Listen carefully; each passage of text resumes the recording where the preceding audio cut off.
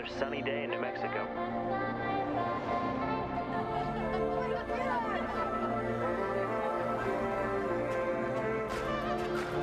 When does it start? Any minute now.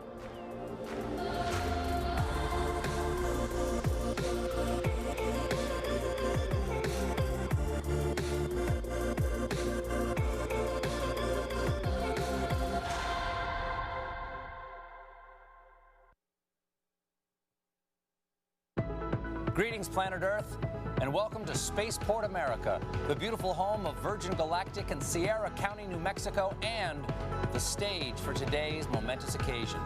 I'm delighted you can join us for an historic day. Over the next few hours, you'll see live coverage of today's space flight, unprecedented access inside the spacecraft, and a live performance of a brand new song by multi-platinum artist Khalid. Entrepreneur, philanthropist, iconoclast, activist, adventurer, billionaire, goatee host organism. Later today, Richard Branson and his crew will return to Earth as astronauts. Hello, everyone. I'm Stephen Colbert. Thank you for joining us. Earlier this morning, Richard Branson and his crew arrived at Spaceport America, ready to embark on a life-changing journey. When Richard called me and asked me if I'd like to host today's live stream, I said, "Who is this? And how did you get my number?" Then he said who it was, explained today's flight test mission, and I said, yes, I would be honored to host your launch. After all, I've known Richard for years. I've never been to his private island, but that's okay. That's how close we are. Friends don't have to ask friends to their private island, evidently. And to be fair, it might be because I've spent most of our friendship making fun of him on TV. Longtime viewers of this broadcast know that I have an ongoing feud with Sir Richard Branson, Virgin CEO and adult of the corn, Richard Branson. Sir Big Baby here, having what some critics have called facial hair. That little tree sloth clinging to your chin. The grinning goat man. A cross between David Bowie and Pan the goat god. His airline. Well,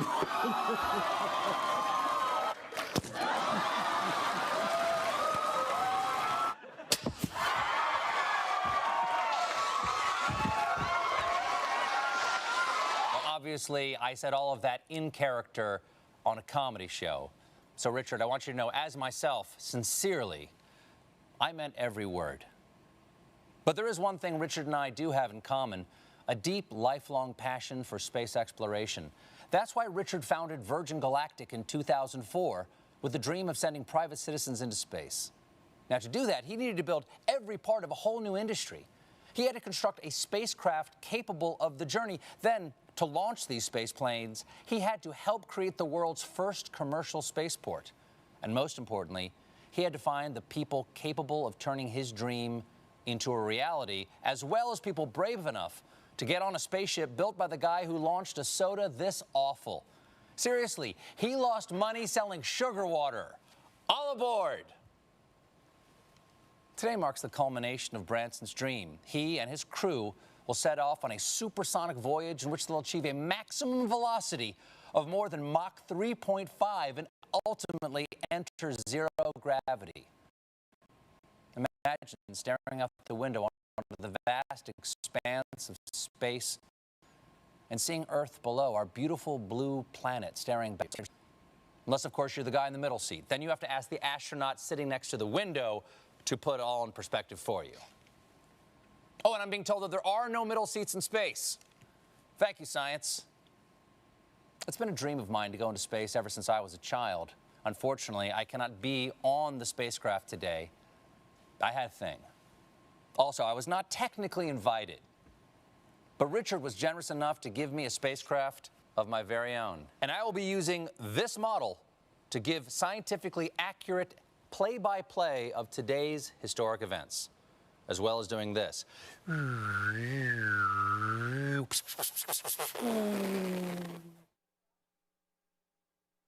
The Virgin Galactic crew are an inspiration to be bold, to be audacious, and to never give up in the pursuit of even your wildest dreams.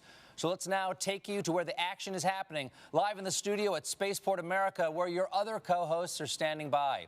First, one of the newest members of the Virgin Galactic team. She's a science author, an expert in space exploration, a bioastronautic researcher, and most impressively, a TikTok star. Kelly Girardi. Great to have you here, Kelly. Next up, a man who has flown 2 space shuttle missions and spent time on the International Space Station, where he served as commander and performed a viral David Bowie cover. Here he is, the first man to do open mic in zero-G, Chris Hadfield. Welcome, Chris. And finally, your mission host for today.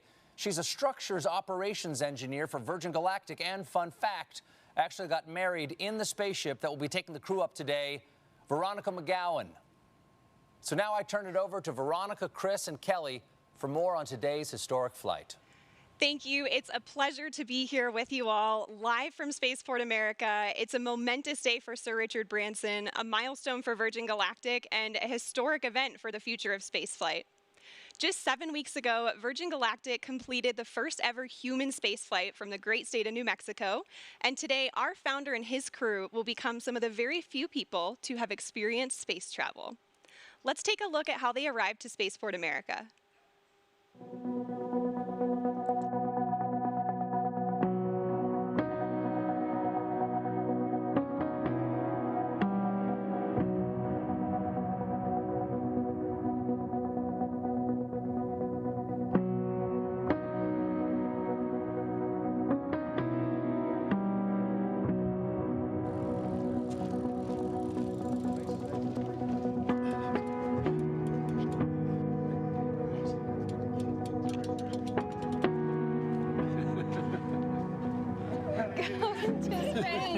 Let's go to space, Richard. You know more prepared than I do. You're late. Come on, get suited up. Let's go.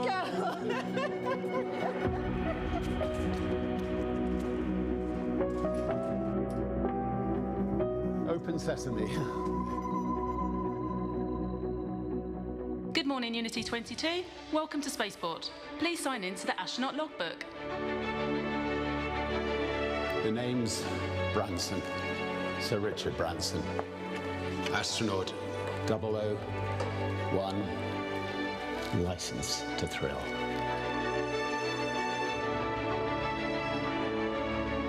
Astronaut 002, Beth Moses. Astronaut 003, Colin Bennett. It's got a beautiful bag. Sarisha. Astronaut 004, Sarisha Bamla. And she's astronaut 004. Congratulations, Unity 22. You are officially registered for space.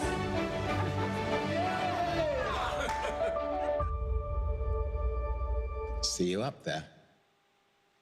Well, way to start off your journey, first on a bike and now on a spaceship. The team is airborne. Here's some footage of them taking off just moments ago. The spaceflight system was towed out to the runway and elegantly took to the skies on what is a beautiful morning here in the state of New Mexico. They're at approximately 30,000 feet in altitude and climbing as we speak. Our spaceflight system is comprised of 2 vehicles in a mated configuration. Our mothership Eve, named thoughtfully by Richard after his late mother Eve, and Spaceship Unity, named by the late Stephen Hawking as a vehicle that will unite the world through space. Once at the launch altitude and location, Eve will release Unity for a voyage to space. So today is the day, everyone. Chris, what is the significance of today's flight? You know, I love it when the stuff of dreams becomes a reality. And we've been dreaming of commercial space flight, of people being able to fly in space. I mean, since the very first pioneers started flying, the X-15, which was the wonderful program in the 60s, was so much like the profile that they're going to follow today. And then the Ansari X Prize to try and push the limits. That is very much the DNA that's on this bottle, in fact, the DNA that has allowed this vehicle to fly. And it is like all of those pioneers and the flight today, You know, they pried the door open initially, but this crew today is really pushing it open permanently. And I'm really excited for the flight, but I think it's so significant professionally, technically, but personally for the people on board. Absolutely. And you mentioned opening up that doorway. Kelly, you're one of the people that's going to be going through that doorway soon. We are so thrilled to have you here to get a preview of what you're going to experience on a Virgin Galactic mission in the not too distant future. You've got to be getting pretty excited, right? Incredibly excited. You know, this is an emotional day, right? Those doors are opening for the next generation of astronauts. I feel like we have front row seats to the final frontier today, and I'm so excited to get a taste of what I'm going to experience soon. Definitely. Well, I'm so thrilled to have you here. And you too, Chris. Thank you guys so much for joining me today for this. Let's take a look at what we've got in store for the live stream. So while Mothership Eve is transporting Spaceship Unity to the launch point, we'll check in with the crew and the preparations that went into today's flight. We'll also share some perspective on the Virgin Galactic mission, so who we are, what we do, and our vision for commercial space travel in the 21st century. Next, we'll give you a guided tour through the Virgin Galactic experience, showing you what our astronauts will see and do throughout their stay, both on the ground and on their life-changing journey into space. Once we've reached the launch altitude and location, we'll see the moment when Spaceship Unity is released from Mothership Eve and accelerates into space, all coming to you live. So there's some incredible energy building here at Spaceport, and we're happy to have some special guests on site taking in this experience. My co-host Kevin. Kevin, what's the vibe like down there? Thanks, Veronica. I am currently here at Spaceport America's hangar floor, where the ships usually reside, but as you just saw, they're on their way to space. Right behind me, I have the rocket motors we use for launch, and to my left, a very important person, CEO of Virgin Galactic, Michael Cole-Glazer. Michael, good to see you. It's great to be here, Kevin. Michael, I have one question for you, and that is, what does today mean? Kevin, this is a landmark moment for Virgin Galactic.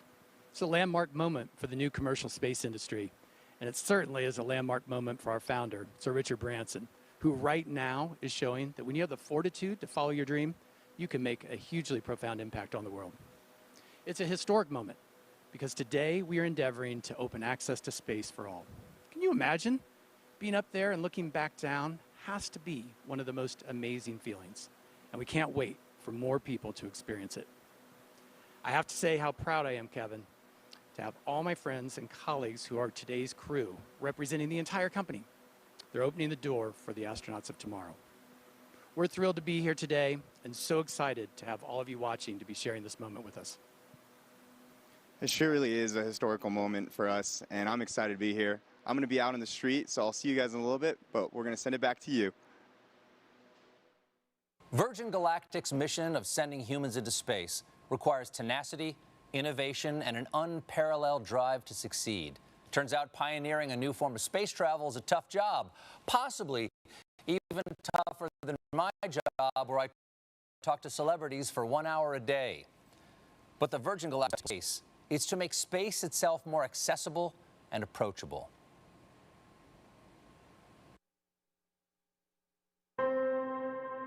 Line 3. Hello. Hi. Have you ever thought about going into space, Richard?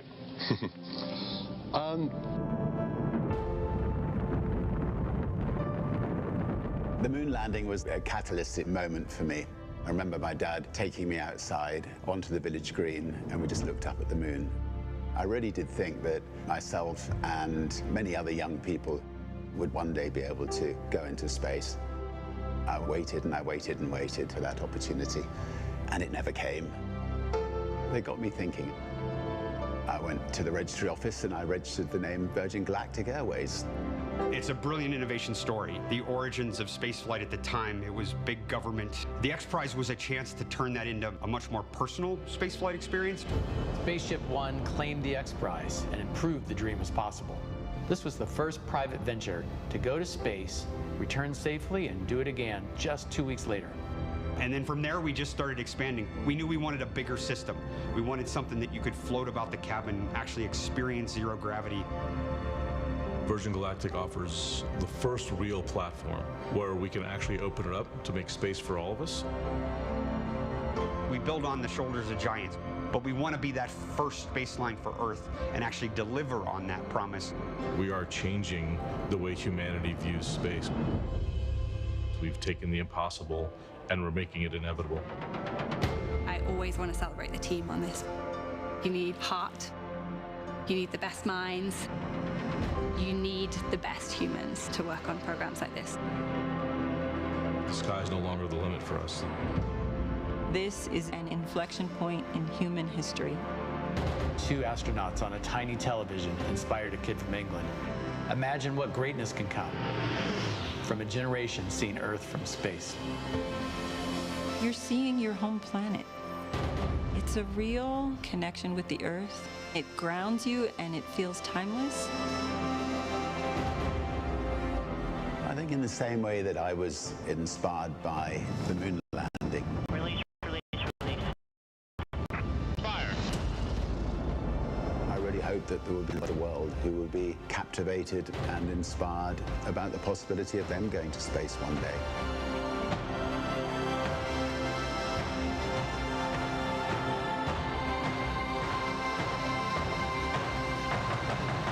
Have you ever thought about going into space, Richard? I'd love to go into space. I think there could be nothing nicer. So if you're building a spacecraft, I'd love to come with you on it.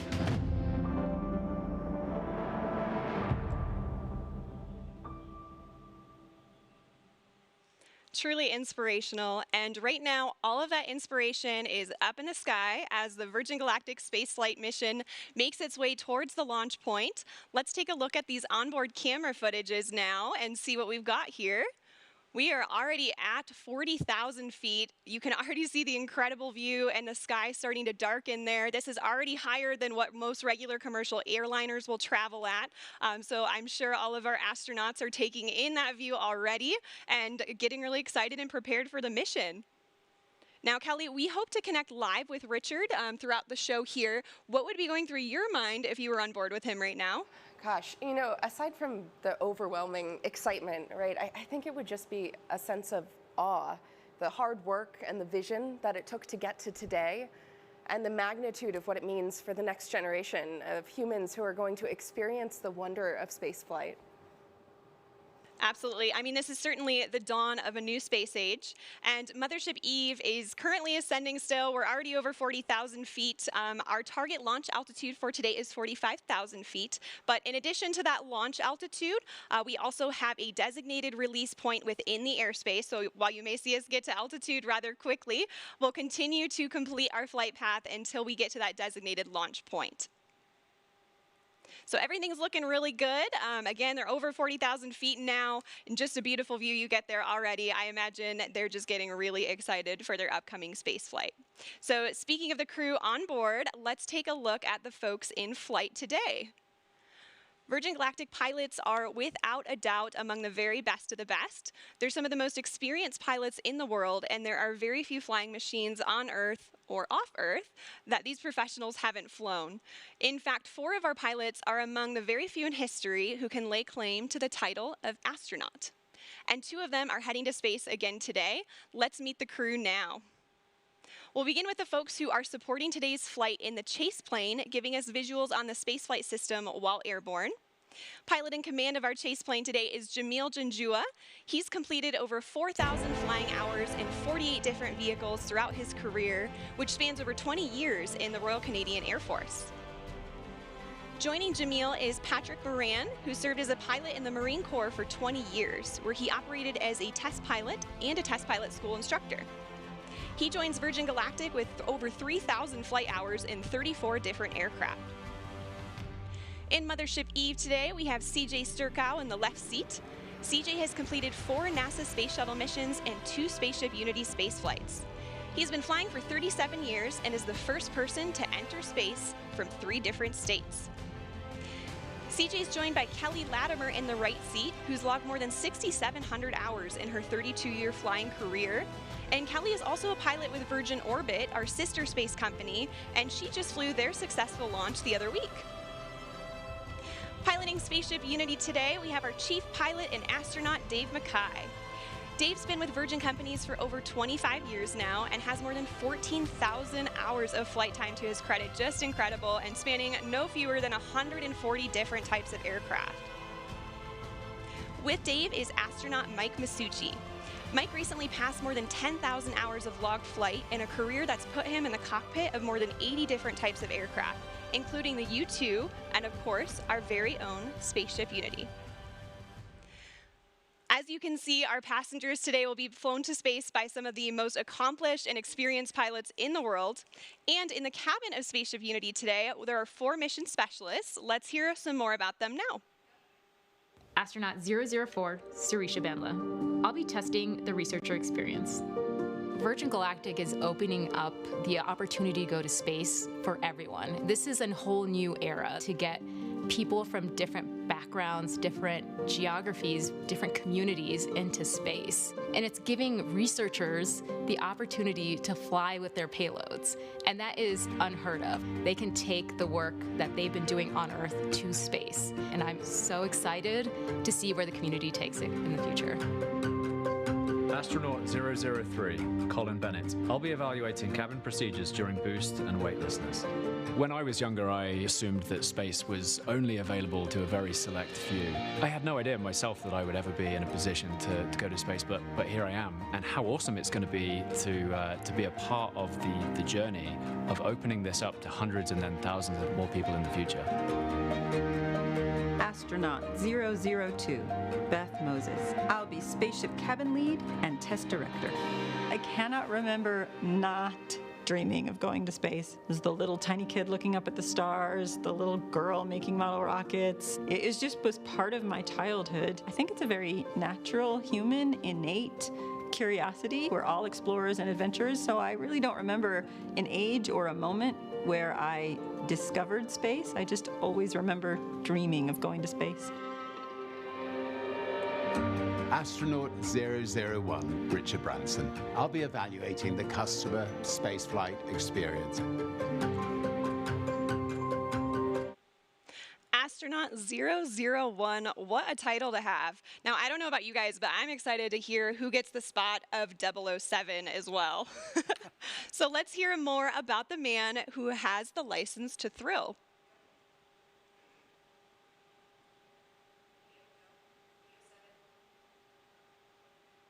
Now, say what you want about Richard Branson, and I have. He has left an indelible mark in the world of business, travel, and entertainment. And it's all been fueled by his restless sense of adventure. And where did Richard get that intrepid spirit? His mother, Eve Branson. She taught Richard to be bold, to be brave, and Richard knows for many reasons today would not be possible without Eve. And he's penned a special letter in tribute to her.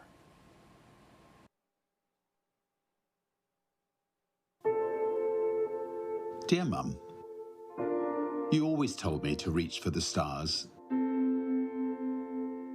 Well, I took my own winding road, but I always knew to follow your lead. You always pushed us to our limits. When I was a child, you threw me out of the car miles from our house and urged me to find my own way home. You let me jump into a river to sink or swim. You and Dad taught me and my sisters independence and loved us with fierceness and tenderness. You were always an adventurer. You took glider lessons dressed as a boy, enlisted during World War II, toured Germany as a ballet dancer after the war. You flew treacherous routes as intrepid cabin crew for start-up airlines. You took us into the great unknown on family holidays. You treated every day as a chance to explore. Before the word existed, you were always an entrepreneur. You helped make ends meet by creating your own small businesses. You showed me how to grow a company, how to treat people, how to be creative, how to balance work and play, how to live. You were always a romantic. You and Dad showed Joan and me the way to build a life filled with humor and heart, hope and humility, honesty and happiness. You showed us the value of kindness, the magic of laughter, the beauty of music. and the joy of family. You were always my guiding light at Virgin Galactic. You shared with me that the day we named our mothership VMS Eve was one of your happiest. You always knew Eve would start my journey to space one day, just as I always knew you would do the impossible for me. Well, Mum, our mothership, which carries your name, will carry the next generation of dreamers into space. You were always a dreamer. You urged me to strive for every opportunity I saw. You told me to chase my wildest fantasies and to live life to the full. Well, the brave may not live forever, but the cautious do not live at all. How you lived, how you loved, and how you are missed. Dad always said, "Isn't life wonderful?" And you both showed us it was.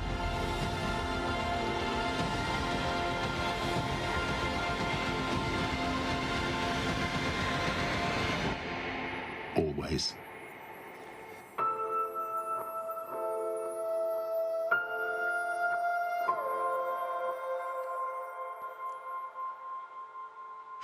Such a beautiful letter. Eve Branson really was an inspiration to all of us here at Virgin Galactic. If you're just now tuning in, my name is Veronica McGowan. I'm a structures operations engineer here at Virgin Galactic. Alongside me is astronaut Chris Hadfield and future astronaut Kelly Girardi. So great to have you guys here. Earlier today, we saw Richard and his crew make their way down to the astronaut walkway at Spaceport America, seeing their families off before they were escorted to our spaceflight system, where final inspections and preparations were made before takeoff. They were driven to the runway in our fleet of Land Rovers, and Land Rover is our exclusive automotive partner, and they help with day-to-day operations. And in fact, we have a bespoke vehicle that we designed with them called the Astronaut Edition. And this is exclusively available to Virgin Galactic future astronauts, and it's the one that drove Richard to Spaceship Unity this morning. So we're delighted to have Land Rover as a part of the team. And right now, our crew are on their way to space. Let's check in on them via our onboard camera footage. Wow, look at that view already, and you can see some contrails. Chris, how do you think the crew will be feeling right about now? So many different things at once. They're just about leveled off at altitude, right up at 46,000 feet. But inside their bodies, they've got like this tug of war going on because they're focused. Like there's no more focused, you know, the 4 in the back and the 2 in the front, really focused. But at the same time, there's this like rising excitement that you can feel like a thermometer going up inside your own body. But I remember at the time, what I really wanted to do was go back to my 9-year-old self and just run around the cockpit and scream and wave my hands because it's just so exciting and fun. They're focused, they're professional, they're doing their job, but it's just a magnificent moment as we get ready for ignition. Yeah, I mean, I'm sure there's certainly a mixture of excitement and anticipation with our crew today, but they will all be focused on the task at hand, as you said, and preparing themselves to run through their individual test points. And on the subject of testing, today's spaceflight is an opportunity for us to evaluate our cabin experience. It's the environment where our passengers will cross the 50-mile border, defined by NASA as the entry to space. Let's hear more about the transformative journey that our crew are on.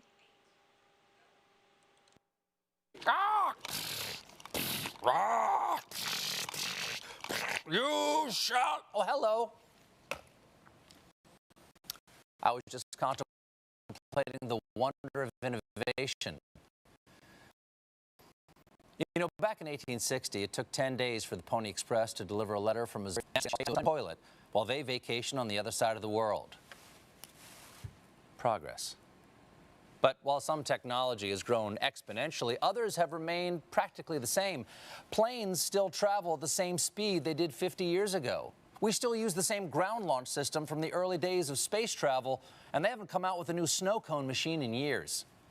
That's where the innovations of Virgin Galactic come in.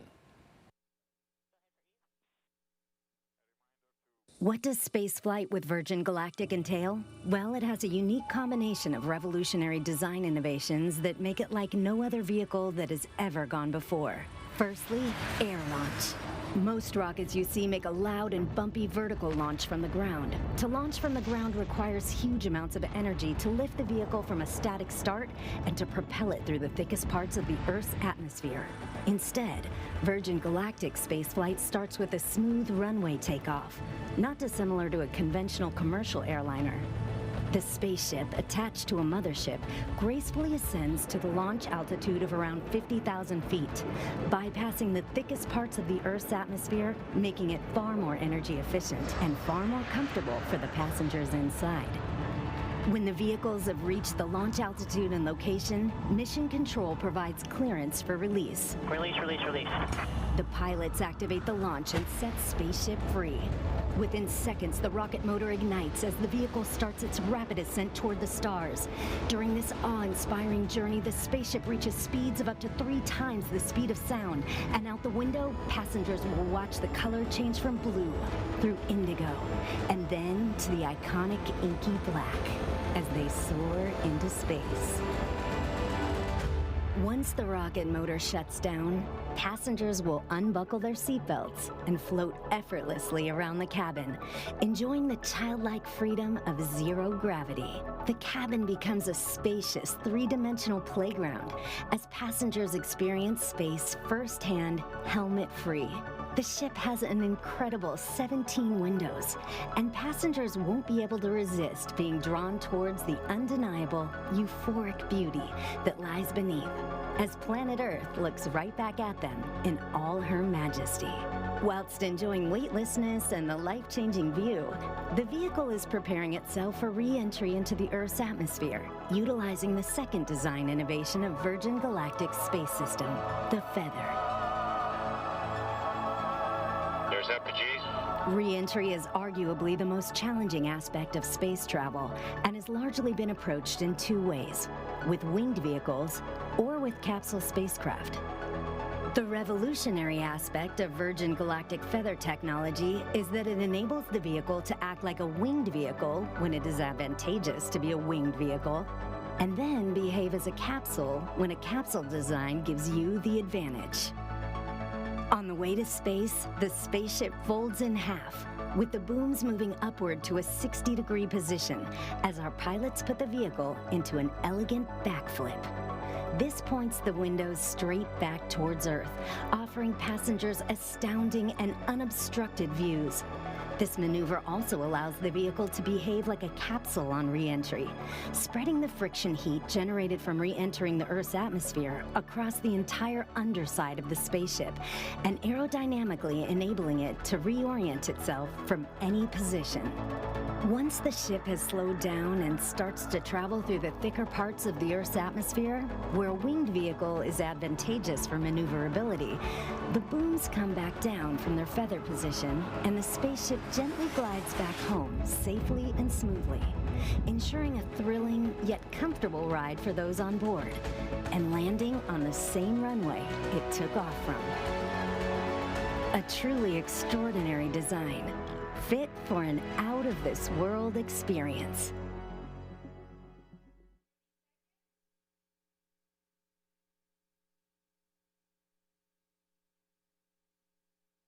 Wow, that is some next-level space engineering. I love how its re-entry is feathered, just like Richard's hair. And I imagine it must be an emotional and life-changing moment to experience zero-G and see our fragile planet floating in the depths of space. I would go up in a minute if my wife would let me. How about you, Veronica? Oh, absolutely. I mean, that would be an offer too good to refuse.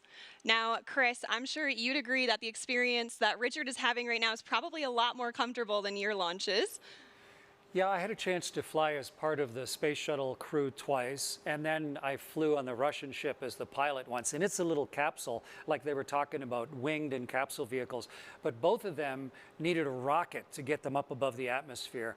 And the beauty of what Sir Richard and his crew are doing now is that they've had the mothership Eve to carry them gently up. So yeah, they're much more comfortable than I was at this stage, getting ready for the second engine and the rockets to ignite there. Yeah, I can imagine. And Kelly, now I know you've experienced zero G already in some parabolic flights. Your space flight will surely be an extension, right, of that zero G time. What are you most looking forward to in terms of conducting experiments in that environment? Yeah, exactly. Like Veronica said, I've done a number of parabolic research flights here on Earth where the aircraft takes this roller coaster profile to simulate zero G seconds at a time. But during a dedicated research mission with Virgin Galactic, I am most looking forward to that continuous, uninterrupted minutes worth of microgravity exposure to do my experiments.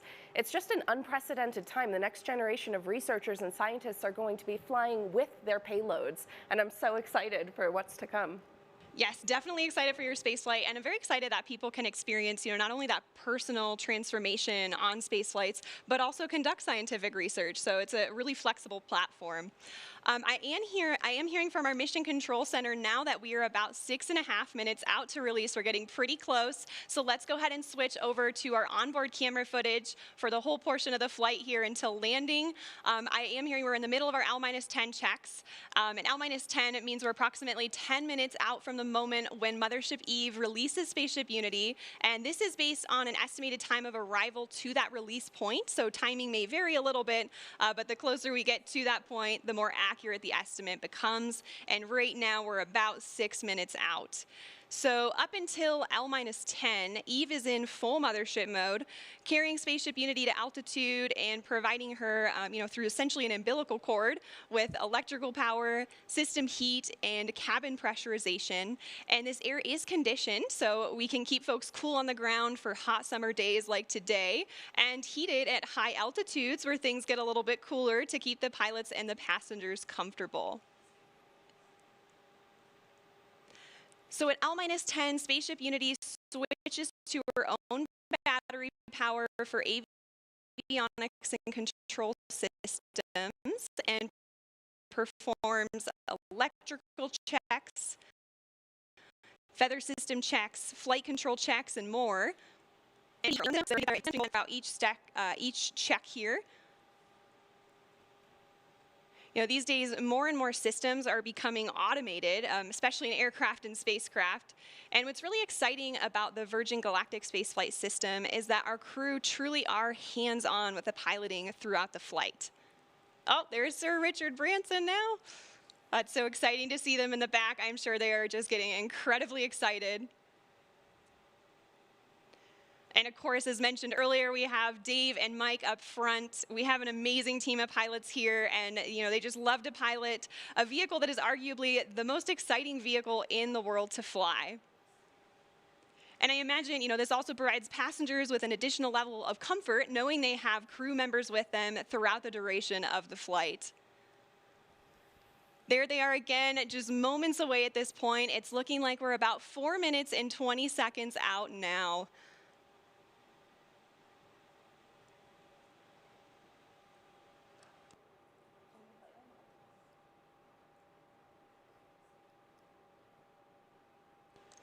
All right, so I am hearing from our Mission Control Center that we have L-4 checks in work now, so we just passed the 4-minute mark. At this point, the pilots are ensuring the spaceship is in its launch configuration after going through the various L-10 checks, just confirming all settings are back in their place and go for launch. Now, this is also the point when Spaceship Unity will isolate her air supply from Eve and prime the rocket motor by opening the backup oxidizer valve. And once these actions are complete, the pilots are going to seek clearance for release from MCC. And that's shorthand for our Mission Control Center. We have 2 MCCs supporting today. Our primary Horizon is located here at Spaceport America, and they're being supported by the Oculus Mission Control Center at our manufacturing base in Mojave, California. These teams consist of experts across various departments and disciplines within the company, and they're verifying checks with the crew today every step of the way. All right, and I've just heard from MCC that our L-4 checks are complete. We are roughly 3 minutes out from release at this point. It's getting really exciting. I don't know about you all, but I can feel the anticipation building just watching the screen and looking at their faces. Look at that, they've already got big smiles on. And we have just received clearance for release on time from Mission Control Center. So we are 2 minutes and 30 seconds out now.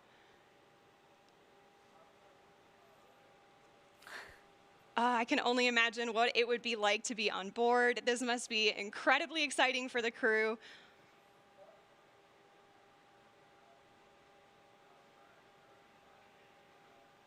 We're about 2 minutes out now, and once we get to the 30-second point, Spaceship Unity is going to arm the launch pylon. And then once we get to that designated point, the mothership pilots are actually the ones that engage the release, setting Unity free. So we have actions for both the mothership pilots and the spaceship pilots, so they're in coordination and all agree on the launch.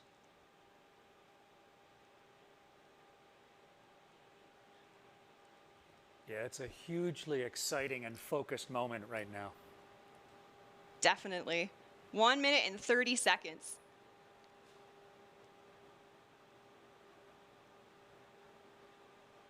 The spaceship pilots are also going to push the stick all the way forward to prepare for release. And things happen pretty quickly after the release. So the pilots are going to light the rocket motor and they're going to accelerate in level flight until they reach Mach 1, at which point they'll start what we call the gamma turn, where we turn directly up and head to space. 1 minute to release now. It's getting real. So exciting.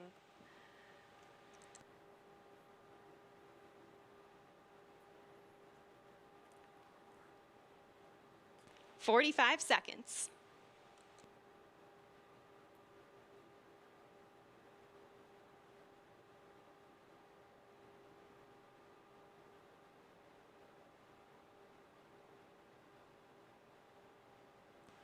"30 seconds. The Spaceship Unity pilots are arming the launch pylon now.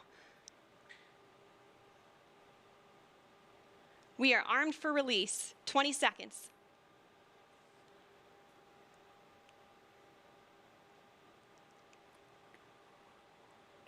"10 seconds. 5, 3, 2, 1. Release, release, release. Clean release. Ignition. Good rocket motor burn. There's Mach 1 trimming now.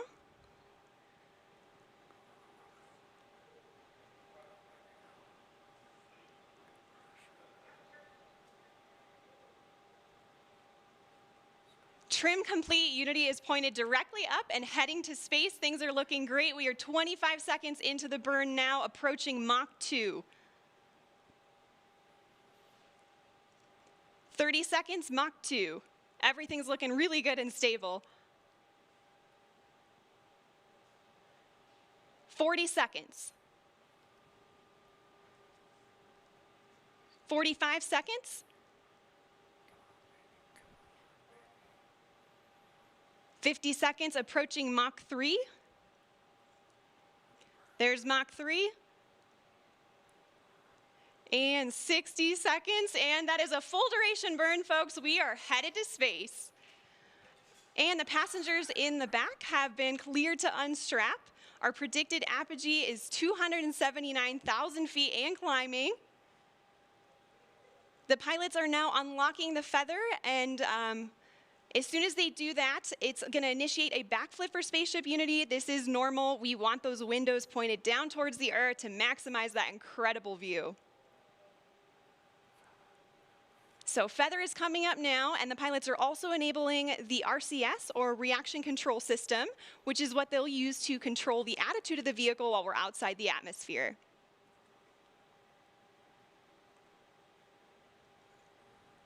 All right, feather is all the way up.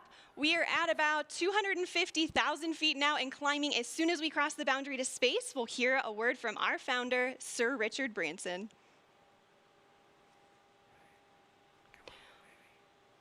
Welcome to Space, Unity 22.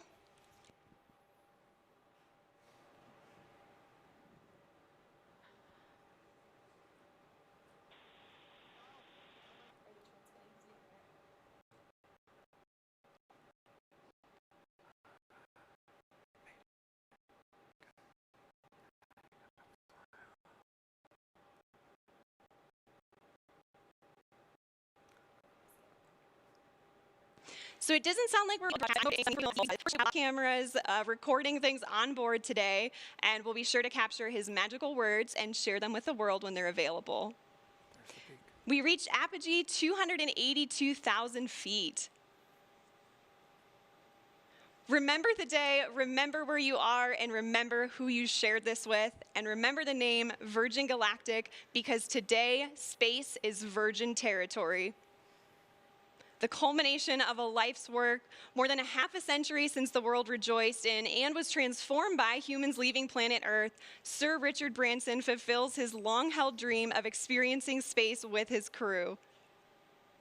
Congratulations again, Richard, and congratulations also to Sarisha and Colin on becoming astronauts today. And welcome back to space to Dave, Mike, and Beth. Oh, you can see them now?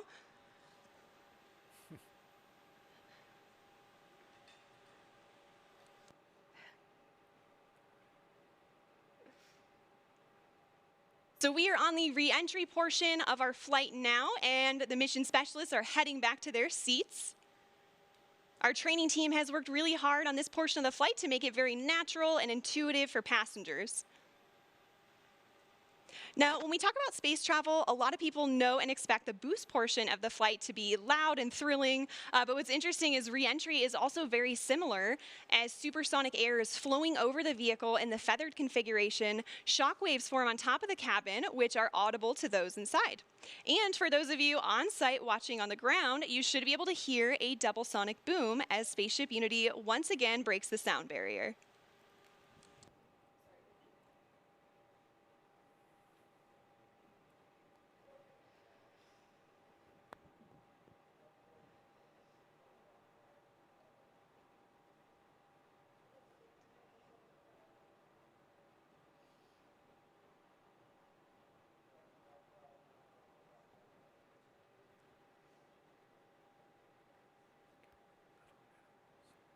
All right, folks, we are now subsonic, just under 75,000 feet in altitude.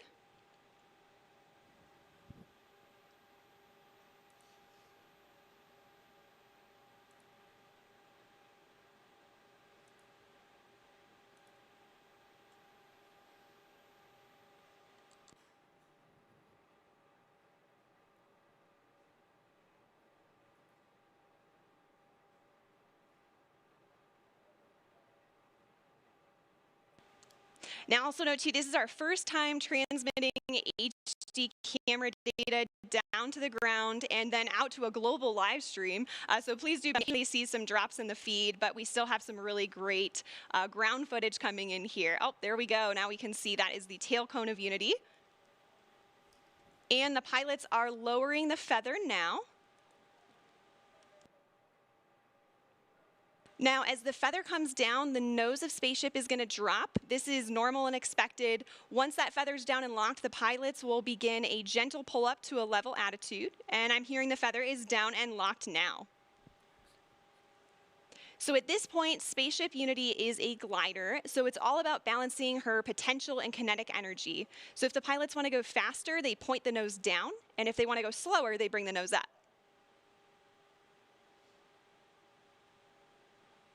And right now I'm hearing the crew's listening to a special soundtrack for the glide. It's the latest release from Khalid, a track called New Normal. And all of us will get to hear that on Earth during our celebration, so stick around for that.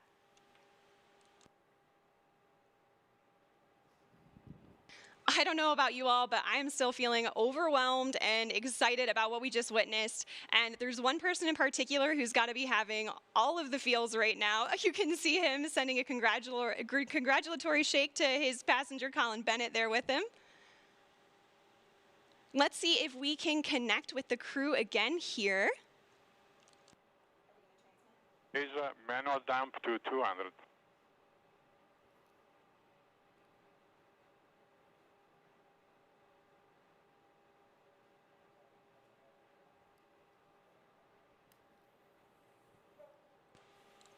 So, Richard, you just went to space. This has got to be the ultimate birthday present for you. What was it like?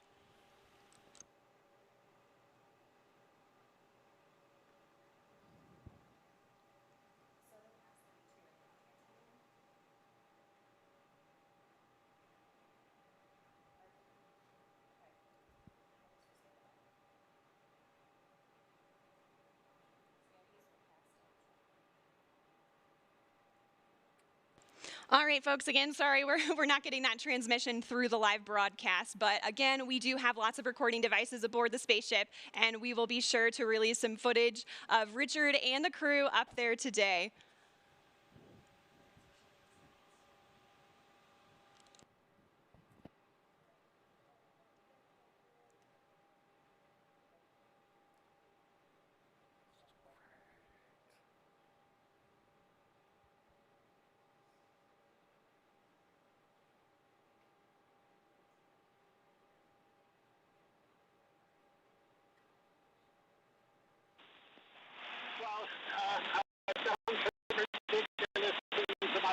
Lifetime.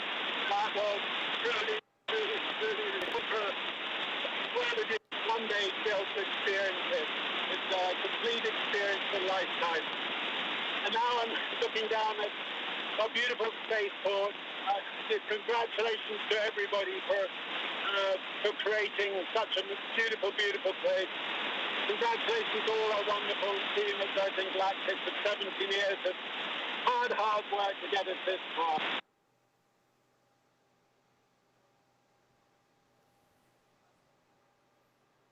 All right, so I'm still happy we could catch a little part of that. It seems like there's a little bit of a delay in the transmission there. It does have a long way to travel. But you could tell by the smiles on their faces, they just had the ride of their lives. We are so excited for them to land and party the rest of the day with, like astronauts, in the typical Virgin fashion.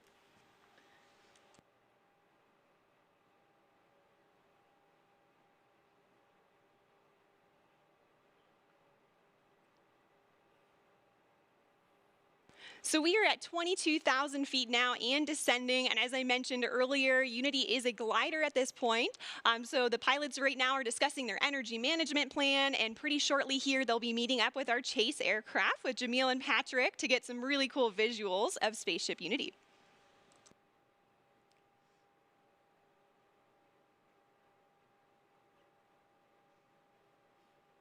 Now, as the crew and spaceship make their way across the desert, they are gliding over one of the most remarkable landscapes in the United States and the largest desert in North America, the Chihuahuan Desert. The area around Spaceport includes more than 6,000 square miles of restricted airspace and high desert, which is one of the reasons it was built here. And of course, our future astronauts will be able to take in so much of that natural beauty. And, of course, we also have White Sands nearby. White Sands National Park is just to our east. It's visible right over the Black Range Mountains. White Sands, of course, has been the backdrop for so many films, commercials, and music videos, and it's known for having the largest gypsum dune field on the planet. Khalid's music.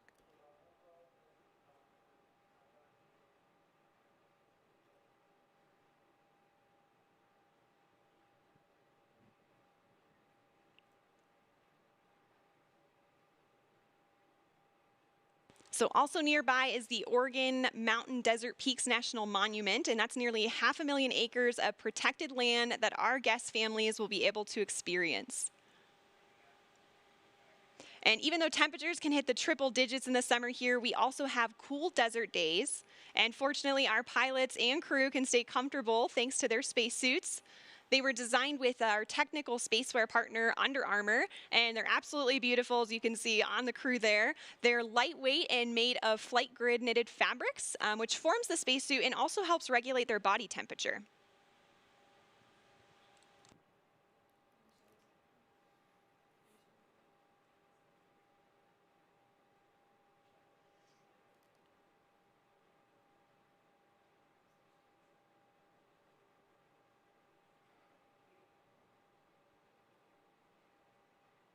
So also to commemorate this flight from New Mexico, we reached out to the Zia Pueblo, who gave us permission to use their sun symbol on our spaceship. This symbol is also a part of the New Mexico state flag, and it's embedded with symbolic meaning. The number 4 is sacred to the Zia people, and the emblem represents the 4 directions, the 4 seasons, the 4 times of day, and the 4 phases of life. We are honored and proud to feature this perfectly balanced symbol on Spaceship Unity's tail cone, as we also celebrate our new home.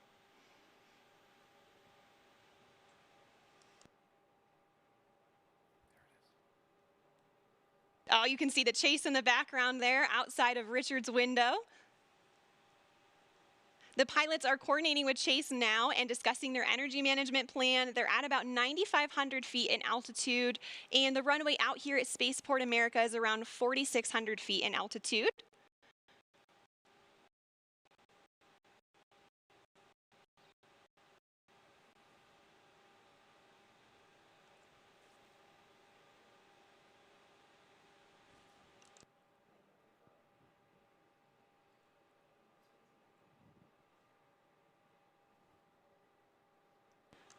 All right, we have 3 landing gear down and locked.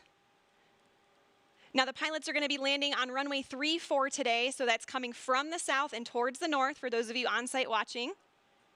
And for the non-pilots tuning in, those numbers represent the first 2 numbers of the magnetic heading of the runway. So for example, 34 is 340 degrees on your compass. We are just about 1,000 feet above the field now and on final. 500 feet above the runway. 300 feet.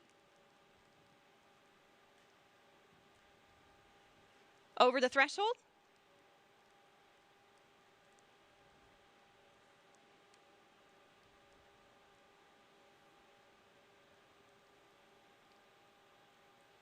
Main gear touchdown. And we're going to hold it just like this for a minute before bringing the nose down. Can see they're already celebrating inside there.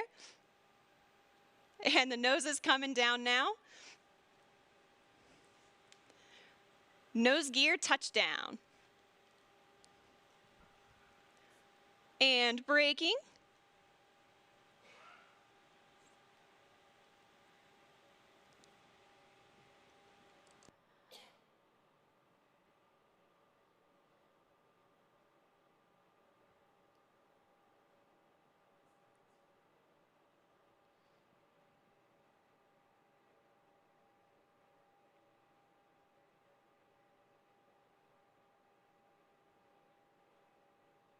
Look at that incredible drone footage here as we come in. And there is full stop. All right. A perfect landing. Virgin Galactic 4 mission specialists on board from our operational home base, Spaceport America. A beautiful day of flight. What a moment. Congratulations to everybody on board, and of course our very own spaceship Unity, who returned to space today.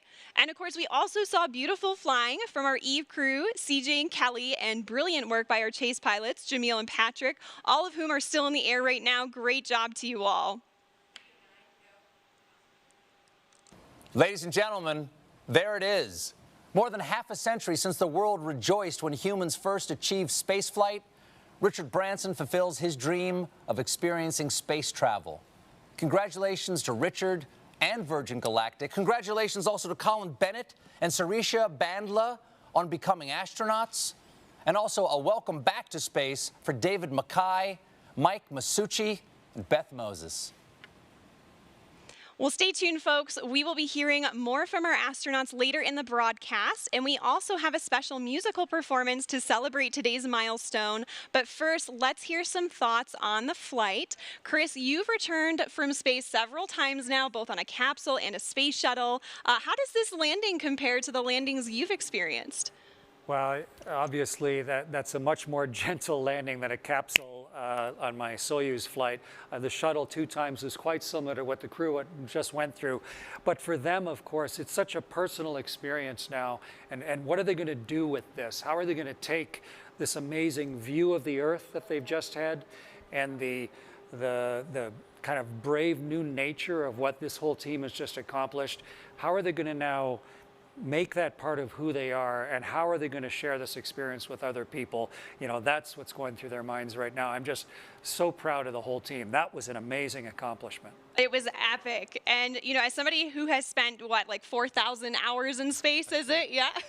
How do you feel about, you know, a space line for the Earth opening? It's what I've been hoping that we've been able to do ever since I was a little kid dreaming about it and during my space flights. so that the technology gets good enough and someone has the tenacity and the vision to push beyond all the resistance and the naysayers and to create a capability for, you don't have to be a professional astronaut for your whole life to see the world this way. I think, I just couldn't be more proud of all the people that work at Virgin Galactic, and I'm just so delighted at what this open door is going to lead to now. It's a great moment. Absolutely, certainly. And Kelly, I want to hear your thoughts too. And, also your daughter, Delta V, who is on site today, is also, she's only 3 and she's also a huge space enthusiast just like you. How does this milestone affect her and what does that mean for her and also for you? Yeah, I am still emotional from this flight. It was so amazing, a dry eye in the studio. But, when I think of my daughter on site, just like you said, it's like, this is what it's all about. It means the world to me. That not only that she was here to witness history today, but that she's going to watch me, her mom, become an astronaut. That's going to be normal in her mind. That's just another thing moms do. Of course, they go to space. And I just think that's incredible. She's going to grow up knowing that not even the sky is a limit. And I think the other thing that struck me is it's just such a powerful reminder of how much can change in a single generation. My mom is also on site here today. She's going to kill me for aging her, but when she was born, human beings hadn't yet been to space. And when she was growing up, women weren't eligible. And now here she is watching her daughter prepare for a space flight of my own. It gives me a Absolutely. And the moon landing is what inspired Sir Richard Branson. And so who knows what, Delta V watching today, what that's going to inspire her to do and other people in her generation. It's so incredibly exciting. It is. And folks, this is just the beginning. Virgin Galactic is a venture as a catalyst. It's the start of a whole new space age, which is completely different from the one before. Space was something that was unattainable by all but a very small group of people. And it was a preserve of government agencies for national pride. And this is totally different. It's the new space age, which is, for Kelly, for Delta V, for Chris, for me, it's for everybody. And, we're making it more accessible to the public. So I know, the full effect of what happened today will not be felt for some time, but it will touch many generations to come.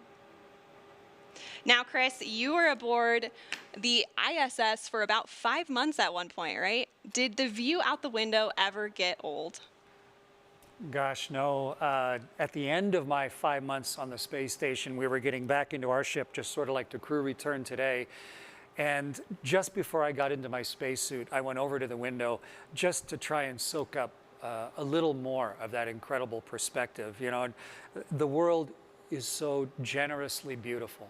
And you see it in a whole new way. You can see for thousands of miles in each direction. And you can see the curvature of our planet, and the reality of where we all live suddenly becomes part of who you are. And right up to the last second, I was there with my nose print on the glass, trying to not miss the magnificence of this entire experience. Yeah, and you took like thousands of photos up there too, right? Yeah. Does that even give you a glimpse of what it was like as a reminder to be up there? I know the video today was a little glitchy, but we've got all the recorders on board. Yes, and absolutely. What the crew's going to have now, of course, is their own personal memories, and then the way to sort of catalyze them again and be able to watch those videos and think about of the beauty of what they've been through and let it sort of sink into who they are. And so, yeah, it really helped me now remember the richness of the experience. So it'll be great to see the videos that they recorded on board. Absolutely, and that richness sticks with you too. And you have a TED Talk actually that you talked about, a lot of things, right? Overcoming fear, walking through spider webs, but also, my favorite part of it was when you talked about seeing Earth from above and the transformation that it has on people. We call it the overview effect that I really hope and I'm sure that our astronauts today experience. What was that like for you? Yeah, I've been so lucky to see the world from that point of view, and as one of the very first human beings to have the responsibility and the privilege of being up there, and to have a vehicle like Virgin just put up today that is allowing more eyes than just my two to see it, to understand not just the geology of the world, but us on it. All 7 billion of us, and you know, we're on board this little spaceship of Earth, and you can actually get a palpable sense of that from on board the ship. And the crew of you know, Unity, their 22nd flight here today, they now have that inside of them. And all the subsequent crews. Kelly, when you fly as well, you're going to have a chance to sort of shift your permanent perspective of how all this works. Go from being a two-dimensional human to now suddenly really understanding the 3 dimensions and what this planet truly looks like. And it's going to do us all good. As many people can see that as possible. Absolutely. And, you know, Kelly, I know you're going to be conducting a lot of experiments on board while you fly with Virgin Galactic, but I hope you're taking some time to look out the window and enjoy that too, right? I'm going to have to carefully choreograph precious time at that window just to soak it in and enjoy the moment and be in the moment. Definitely. And, you know, while we're waiting for our crew to disembark now, can you actually tell us a little bit about your experiments? Yeah, absolutely. So I'm going to be flying healthcare and fluid experiments on board my research flight. The first one is the AstroSkin. It's a wearable sensor system designed to monitor how spaceflight affects the human body. The cool thing about it is the AstroSkin is currently worn on board the International Space Station by astronauts, but my flight will be the first time that we're collecting data during launch, reentry, and landing. So I'm really excited to contribute to some novel data collection for the next generation of astronauts. Another experiment I'm flying is a fluid experiment designed to evaluate the behavior of liquid in a confined environment in microgravity. That's also going to be fun because I'm going to be interacting with a fluid cell that has a camera attached to it, and data collected from that experiment can help inform, you know, new technologies related to life support systems or novel designs for syringes for administering medicine in space. So I'm very excited for the opportunity to take my payloads with me to space. Absolutely. Well, that's so cool. I am hearing that our Chief Medical Officer, Tara Castleberry, is approaching the vehicle now, and they are going to do a medical debrief with the crew. So we'll see that here momentarily. And our crew is actually going to join us later in the broadcast, where they will receive their astronaut wings. So, Chris, I'm sure you have a vivid memory of the day you received your wings.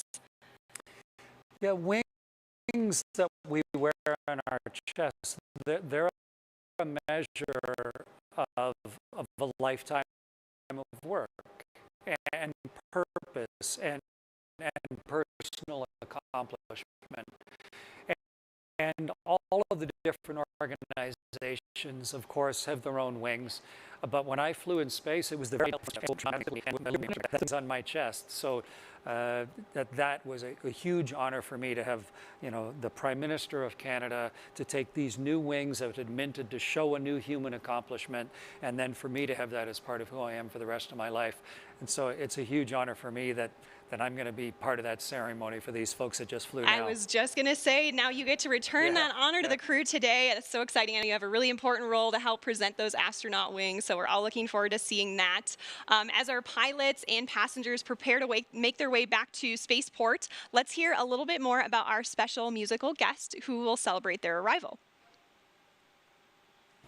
Thanks, Veronica. And if you thought that was incredible, folks, someday you're going to tell your grandchildren that you were watching the live stream when Virgin Galactic and Richard Branson first launched into space. And they'll say, "We know, Mima, you've told that story 100 times. But then you'll say, even the part about Khalid performing the song New Normal for the first time? And then they'll sit up excitedly and they'll say, "Really? You were there?" And you'll say, "Yes." Because, ladies and gentlemen, here to debut his new single, New Normal, welcome to the stage, El Paso's very own Khalid.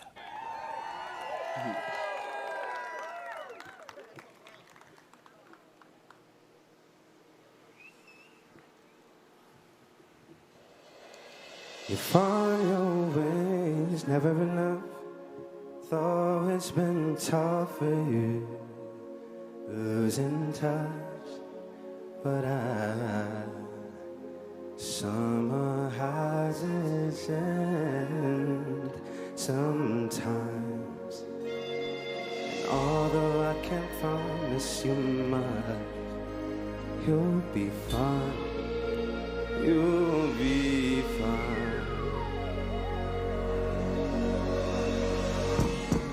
So you make it better somewhere in darkness, sitting you the hardest. Don't know one predicted how far we came. It's not what you wanted. How fast time goes, living in the moment, taking you for granted. It's a new normal, it's up for us to live in it, not to understand it. Hey, you find your ways, never enough. Though it's been tough for you, losing touch. But I heard summer has its end sometime. Although I can't promise you much, you'll be fine. You'll be fine.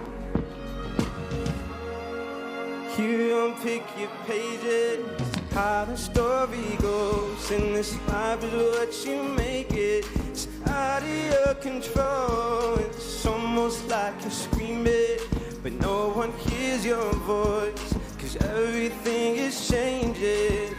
Yeah, yeah.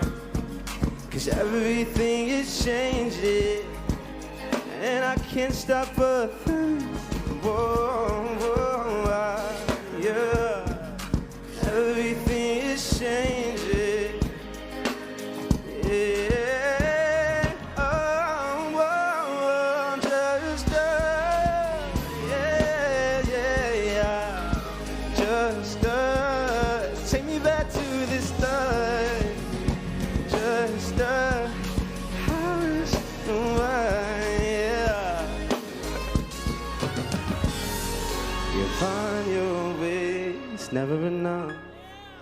Though it's been tough for you, losing touch. But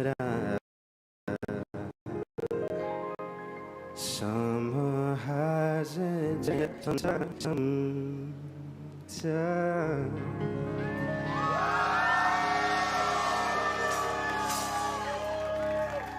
Thank you, thank you. Woo. All right, this next song right here, it's the fun one. This one right here is called Better. Thank you guys for joining me.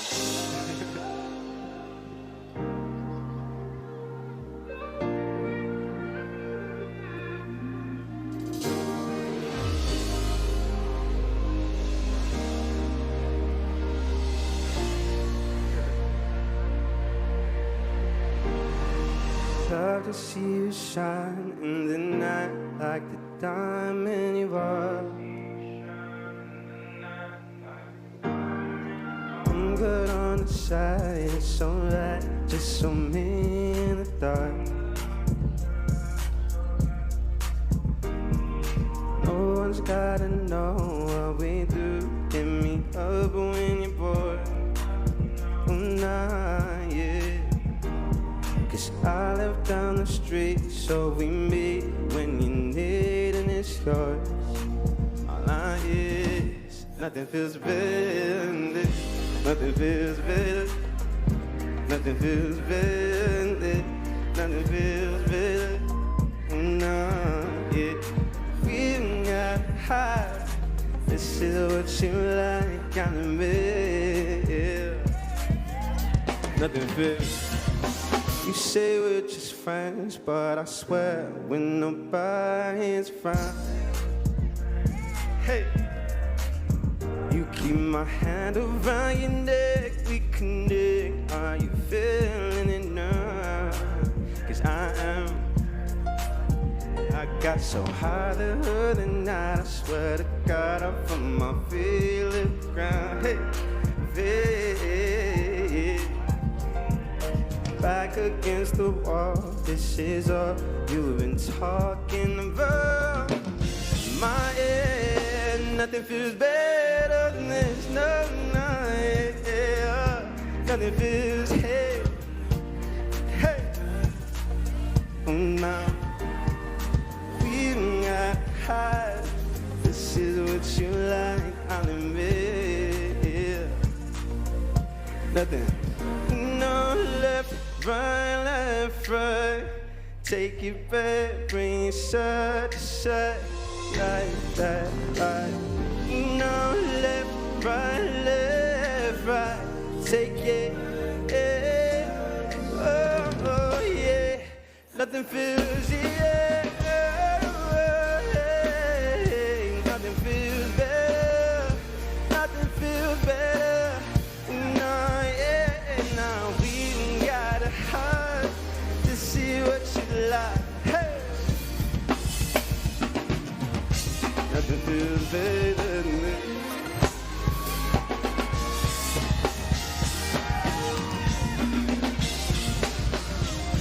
Nothing feels better than this.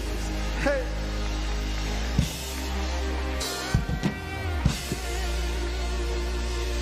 Thank you. I have one more song for you guys. This one right here is called Talk. Hey, how you doing up there? Y'all good? All right. Can we just talk? Can we just talk about where we're before we get lost? Limit your thoughts, can't get what we want. Never felt like this before. I apologize if I'm moving too far. Can we just talk? Can we just talk? Figure out. Hey, yeah.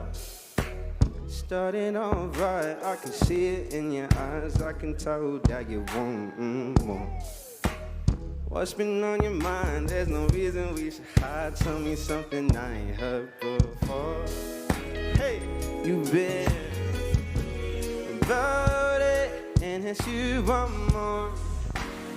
So stop about it. Can we just talk? Yeah, can we just talk? Talk about love before we get lost. Limit your thoughts, can't get what we never felt like this before. I apologize if we're moving too far. Can we just talk? Can we just talk? Yeah.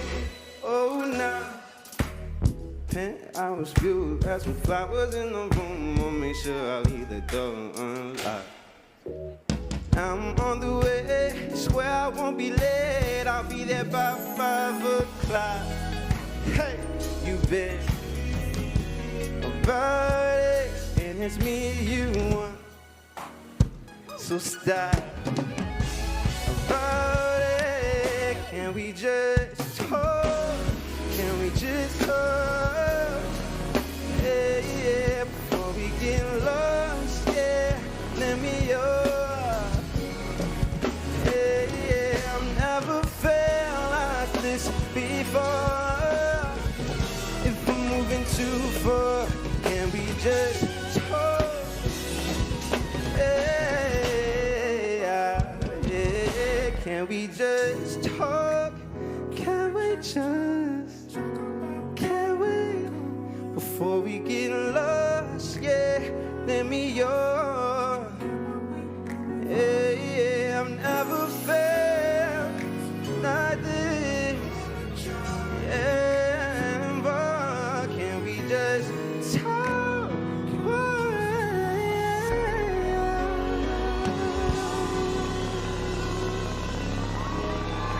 Oh my God, thank you guys so much. Thank you, Branson Galactic. Thank you guys.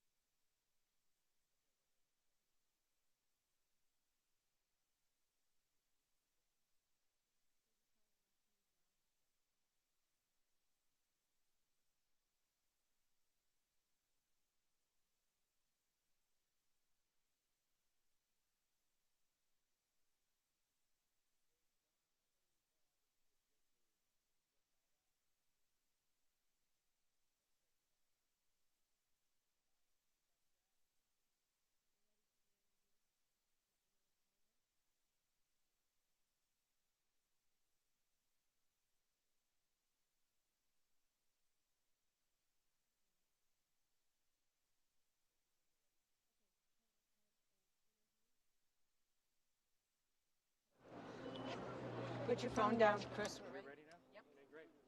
Waiting on your go. Go. Didn't hear you. Go. That was beautiful, man. I really enjoyed that. One of the lyrics in your new song was, I never imagined, I never predicted, how far we've come. And Yeah. Look what we were just at here today. What did you think of the whole thing today? Super nerve-wracking. Honestly, it's a dream to even be here, so I'm so thankful. And like you said, look how far we've came just as humanity. That was so memorable, so historic. We went to space. But I mean, you are the youngest person ever to have reached, 20 billion streams, I think, on Spotify? Yeah. So where do you think we are in history? What does this mean for you? For me, I'm so thankful. I'm so grateful, and it seems surreal. And I think that's kind of how we all feel about the times right now. It's super surreal, but it's true. It's our new normal. So we're going to have to get used to it because we're going to see a lot more to come. What are you dreaming of doing in your life? I dream that I get the confidence to go up there, too. That'd be great. And I think you tweeted out, if you went to space, what would you take with you? So I'm turning around the question. What would you take? One of my best friends gave me a crystal for my birthday. I would take that with me, too. You would take that? Yeah. I really cherish my friends. Well, that was just beautiful listening to you on stage, and I'm so delighted to have a chance to get to know you and to share something so magnificent with you here today. I really appreciate it. Thank you. And I've been lucky enough to fly in space myself, and you are going to love the experience when you have a chance to go. I know I will. Yeah, I've been outside of a spaceship, watching the world turn underneath. Unreal. And what we really need is ships like this one that's behind us that can let people get up there, people with your kind of talent. Yeah, make it conventional for everyone to go But your there. kind of talent to then share it in a way that other people can really understand. Oh, you're too nice. Thank you. I really appreciate that. So I'm really excited. You think maybe, you're one of the great singer-songwriters. Do you think maybe some of the stuff you've seen today is going to inspire you? Oh, no doubt. No doubt. It inspired me already. Yeah, it's just such a delight to see your talent in a place like this on a historic day. So beautiful. Yeah, I'm happy to be here. Congratulations to you. Thank you so much, Virgin Galactic, as well. I really appreciate it because none of this would have happened without you guys. Everybody, all the engineers, everybody working on set. I really appreciate it. So, Khalid, you see right there is the door that you get in through. And then you get into your seat, and then you could have a chance to go experience that for yourself. Yeah, we'll see. We will see. I think you'll love the experience. To be able to not just get up on stage and see all the thousands of people, but to get so far up and see the world. It's just a wonderful, beautiful experience. So congratulations. Thank you so much. And a wonderful day to be together. Oh, I really appreciate it. Thank you, guys.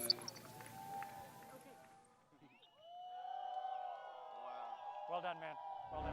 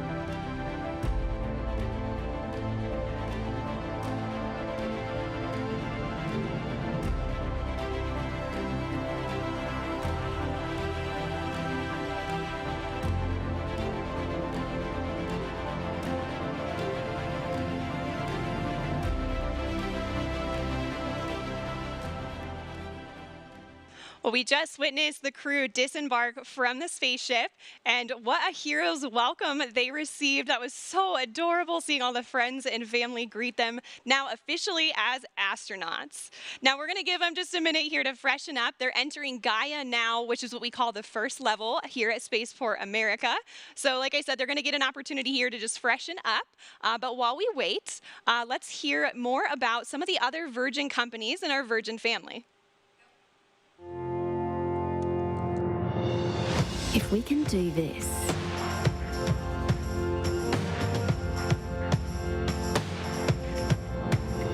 imagine what else we can do.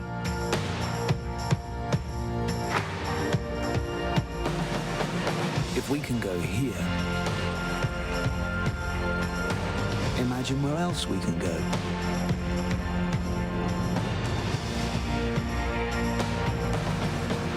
If we can feel this. 3, 2, 1, release, release, release. Fire, fire. Imagine what else we can feel. We can change this. Wow, look at that view. Welcome to the club, astronauts. Imagine what else we can change.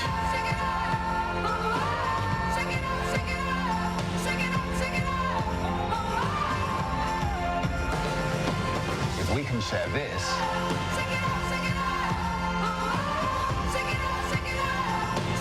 We can. We can. We can. We can. we can.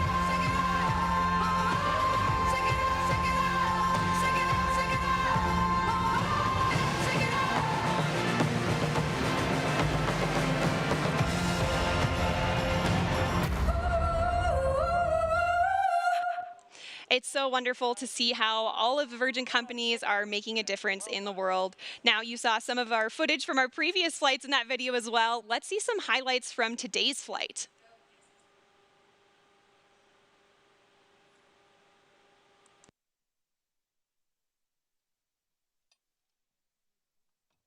So this is the crew at the end of the apron here. And you can see Richard getting out of his Land Rover, getting ready to board spaceship with the crew. And there they are, getting fastened into their seats and getting ready for takeoff.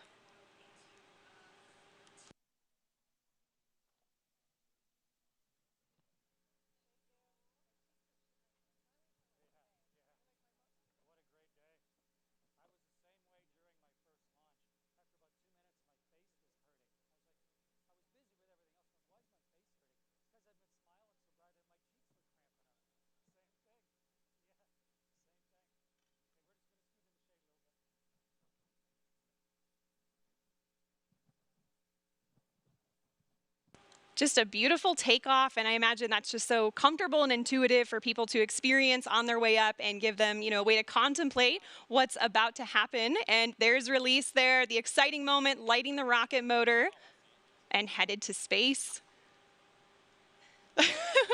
That's so cool. So you can see the moment when they release right there. Kelly, are you so excited to experience that? Unbelievably so. I mean, this is something only a handful of humans have ever experienced in the world. And for the first few hundred humans who journeyed to space, their flights, look at this. I mean, that footage is incredible. So cool, just floating in zero G. Their flights focused solely on function. But for the next generation of astronauts, we have this opportunity to optimize on experience. And there's just no one better to curate that experience than Richard Branson and Virgin Galactic. I mean, this is just the next generation of spaceflight. Absolutely, and customer service is certainly his specialty. And we do everything in style here, including that stylish landing on the same runway they took off of. And there it is now being towed back. Again, this is footage from today's flight just moments ago. Right now, we have our crew in Gaia, which is the first floor of our Spaceport America's Gateway to Space building. And we call this the Gateway to Space because it is literally the building, the last building that human beings stepped foot in before becoming astronauts. And these moments, like Richard has said, this is what it's all about. His grandchildren, the next generation. I mean, that generation is going to grow up with unprecedented inspiration, exposure, and access to space. It's going to fundamentally change the way we live, the way we see ourselves and the world. It's unbelievable to be here today, to get to see this and to be a part of this history. Yeah, it's so heartwarming there to see Richard with his grandchildren and his family.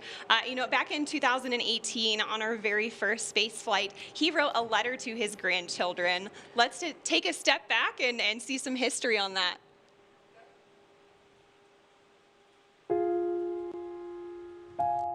A letter to my grandchildren. My dad, your great-granddad, was an extraordinary man, full of wise words. He would often remind me that life is wonderful, and it is that simple truth which has driven me as I built businesses, raised my family, and embarked upon my many adventures. You are at the very start of life. It is an incredible gift, and it is there for the taking. It will deliver highs and lows, but by living it to the full, by always trying to do the right thing, and by keeping a childlike sense of adventure, it will indeed be wonderful. I used to think of space as a destination, but I now realize it's a journey with some amazing milestones along the way. Your lives will be transformed by space, and it will give your generation the planetary perspective on which the future of humanity rests. That we're all in this together, fellow travelers on Spaceship Earth.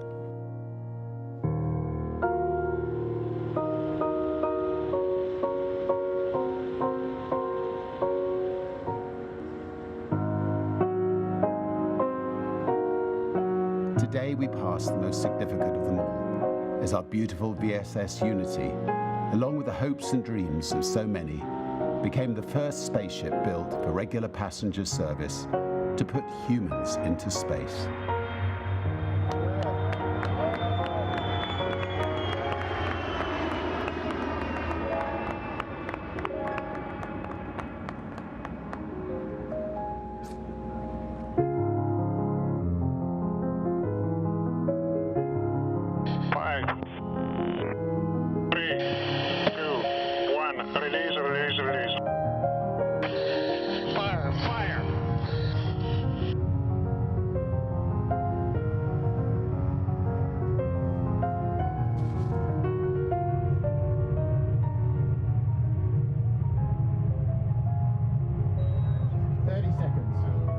Control.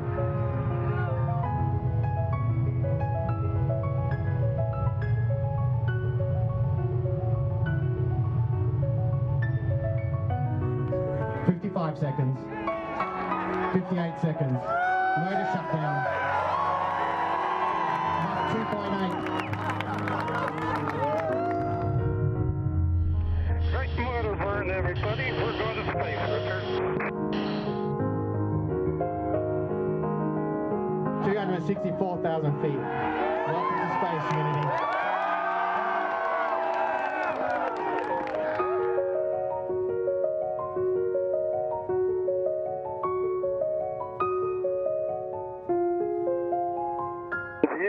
Incredible.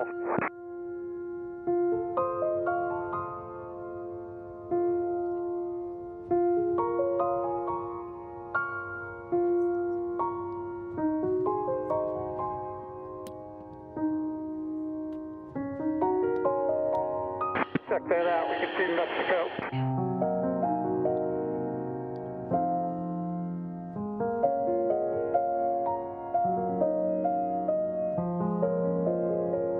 Unity, welcome to space. Copy base, $1 million view.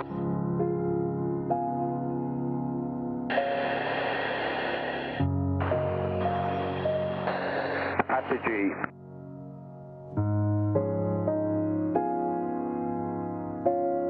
Virgin Galactic has shown that when you set off on challenging but important adventures, exceptional people come forward to join the journey. People who are consistently by your side and on your side. People who share your dreams and people who help make them reality. Rolling to the right.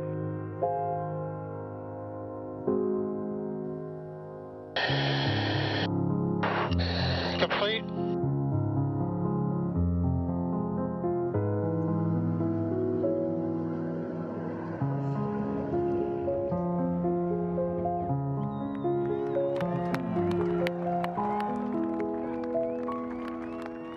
As I watch Unity and her brave pilots soar upwards into space today, my vision blurred by tears, I could hear your great-granddad whisper once again in my ear, "Life is indeed wonderful."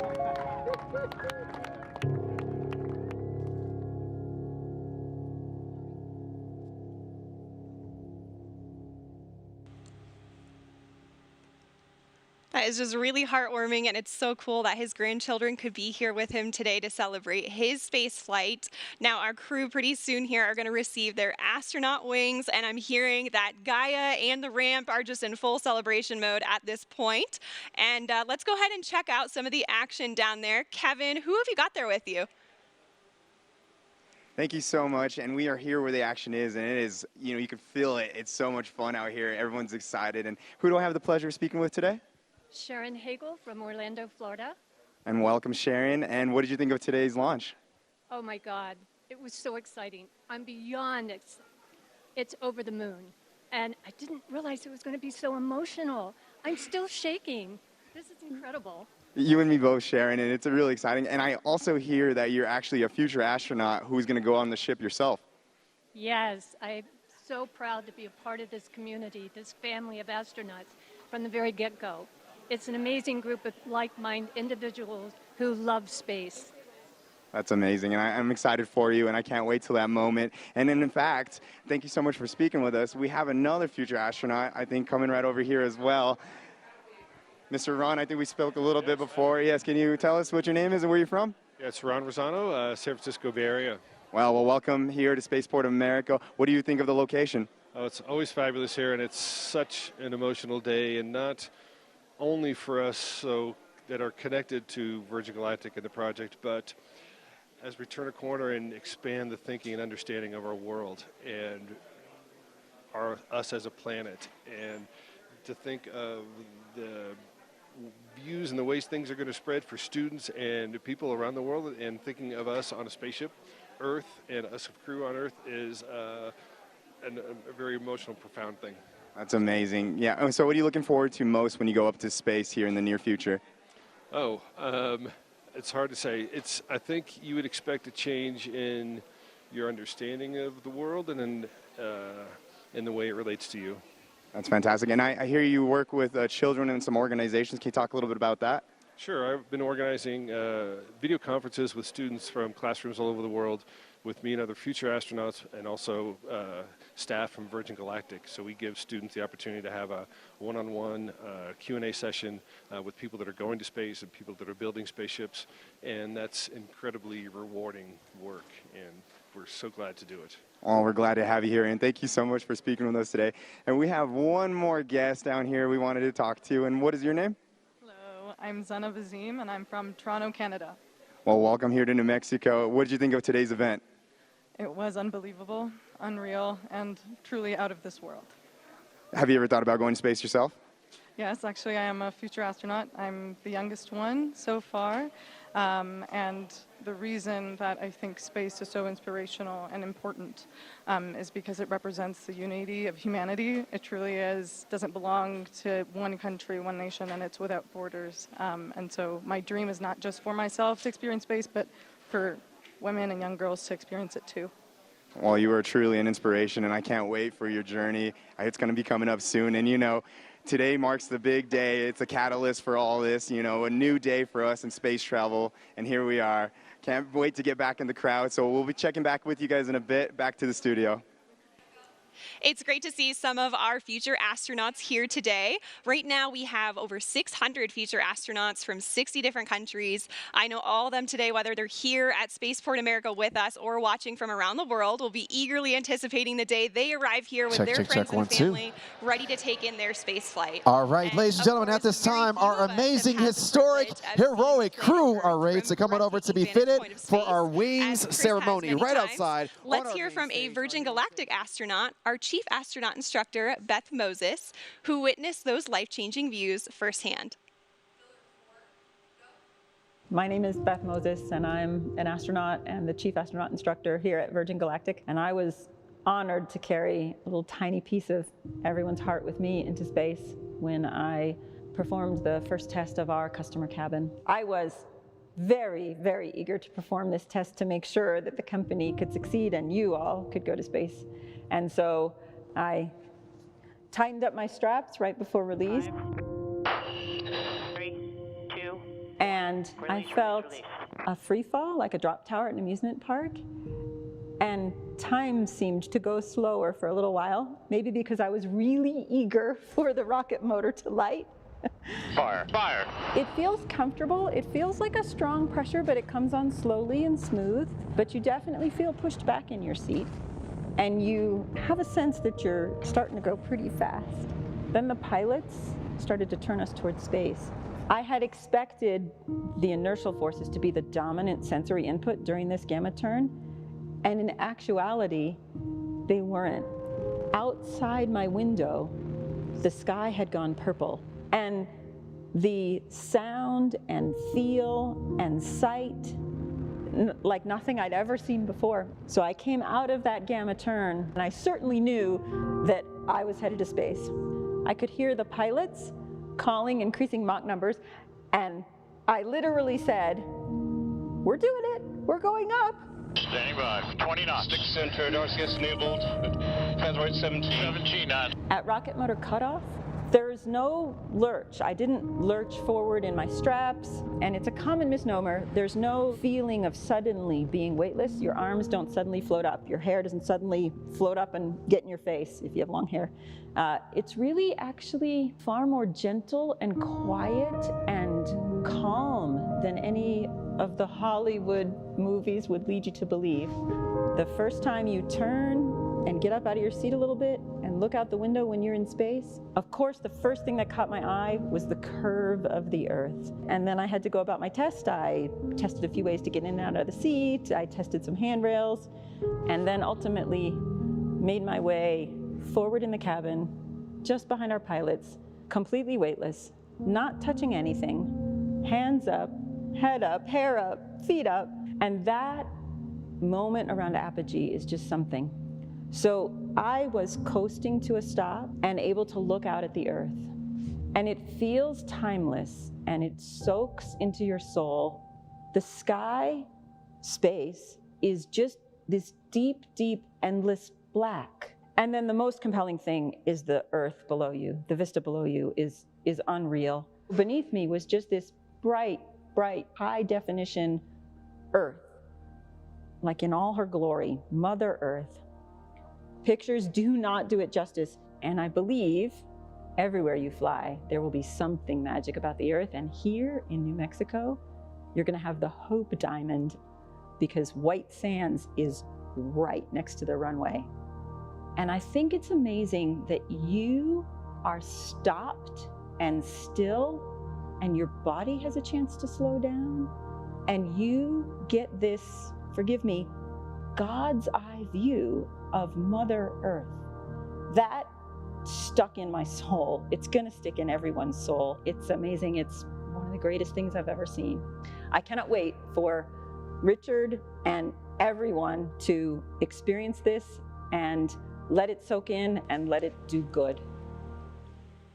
It's always so moving to hear Beth speak about that, and it's an experience that Richard just got to experience, as well as Colin and Sarisha. And I am hearing they are all ready now to come out for the wing ceremony, and what a hero's welcome they're going to get. Let's go ahead and shift our program over to the ramp to capture these festivities. Please welcome the Chief Executive Officer of Virgin Galactic, Michael Colglazer.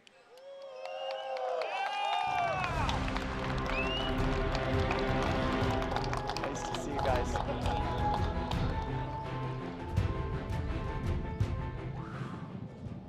All right. This was a morning, wasn't it? This is a morning we are going to remember for the rest of our lives. And I'm really grateful, I'm really honored to be with you here. Look at the setting. I saw Governor Lujan Grisham earlier. There is no better place to go to space than New Mexico.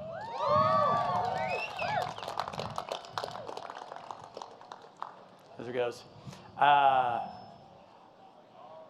I'm still kind of speechless from it all. How about you guys? It is there. Well, we did something incredible today. Is years in the making, almost a couple decades in the making. It couldn't have been done without the hundreds of people, over 1,000 before we got through with everything getting done here. And just a congratulations to the team. For all of you who are watching online, you'll see a few of us on stage, but this was made up by thousands, and we're incredibly thankful to this team. So great job, everybody.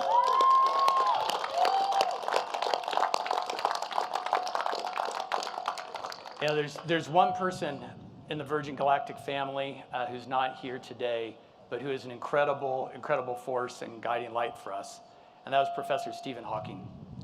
And Stephen Hawking was an inspiration to many of the team at Virgin Galactic. He was an inspiration to Richard through the years. And many people don't know, but Stephen Hawking actually named our spaceship Unity.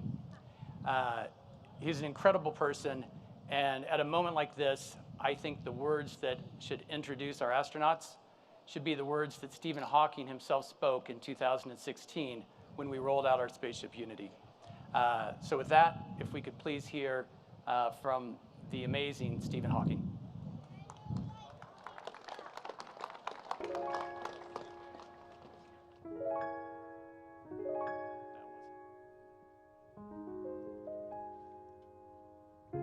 I have always dreamed of space flight, but for so many years, I thought it was just that, a dream.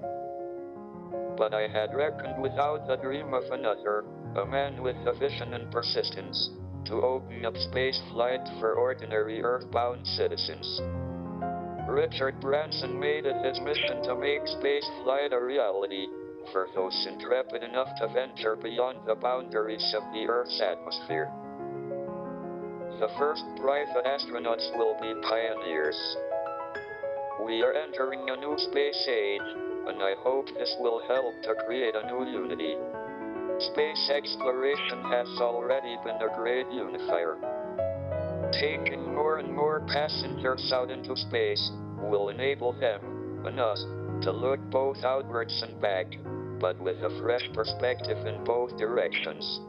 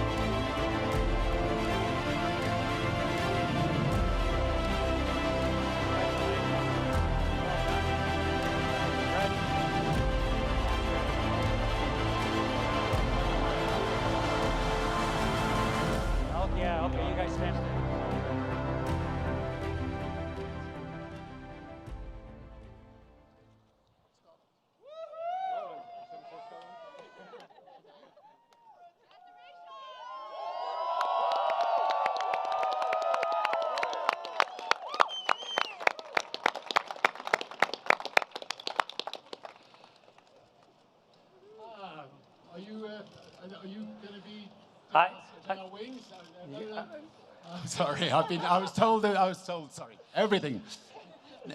I was upside down a few minutes ago, so excuse me. Anyway, what a day, what a day, what a day, what a day. And I'm not sure whether Stephen Hawkins' words have played, but it was such an honor knowing him and such an honor having him as an astronaut. He decided to go up there before us, but it's lovely to still have his words with us. Incredible honor to have Chris Hadfield with us. You will all remember his beautiful playing of a guitar from space. Give him a round of applause. Thank you. Congratulations. I think, like most kids, I have dreamt of this moment since I was a kid. But honestly, nothing could prepare you for the view of Earth from space. I mean, the whole thing it was just magical. And suddenly, you're looking down and you're seeing 3 people looking up at you. Hang on a minute, what are you doing down there? We have this incredible Earth. Anyway, I'm just taking it all in. It's just unreal. I was so honored to test the customer experience. So initially, I thought testing the customer experience was a little bit of an excuse to get me on. It wasn't. It's so great to just get out there, test the customer experience. You get lists and lists of little things, and it's the little details that matter. So we are going to now have no details to sort out with this spaceline. This remarkable crew of mission specialists, and now, any second now, and now astronauts. They are a complete delight to have flown with, yeah, it was just, we've had such a great time. An enormous thank you, obviously, to our incredible spaceship pilots. And to our mothership pilots. I think they must, I don't know where they are. If they're here, they should come and join us on stage. Anyway, just to say, and obviously, sorry, Beth, Colin, and Sarisha, if you didn't know who they were. Anyway, thanks to all of you for being here at Spaceport America. It's hot, I'm sorry, but thank you for standing out here. The spaceport is the most stunning building. When you come in the morning and see this thing emerging from the desert, I think it could be one of the 10 wonders of the world. So awesome to arrive on a bicycle and across this beautiful New Mexico countryside. And thank you to New Mexico for hosting us, for building this, for everything. Khalid, thank you for performing. We loved. Hello. And where's his lovely wife? Come on. There. Right. He's had quite a month. Stand by him. Yeah, this beautiful new baby will be born this month, and this beautiful baby was born a couple of years ago. And thank you for letting him come with us. I just would also like to thank my wonderful, beautiful wife, Joan, who's hopefully here somewhere. Yeah, we've been lucky enough to have been together for, where is she? There, for 45 wonderful, wonderful years, and we've been very, very blessed. And we've got Holly and Sam here, our grandchildren, and pretty well everything. Lots of friends. Sadly, none from England. So to you, we'll get you out here one day. But love you lots, all of you. And just finally, I know I said it from the spaceship, but I just want to say thank you to every single person who has believed in Virgin Galactic, the team who have worked so hard to make this dream come true. Love you all. It's 17 years of painstaking work, and the occasional horrible down, but by and large, ups with it. And today was definitely the biggest up. So thank you, all of you. Love you all.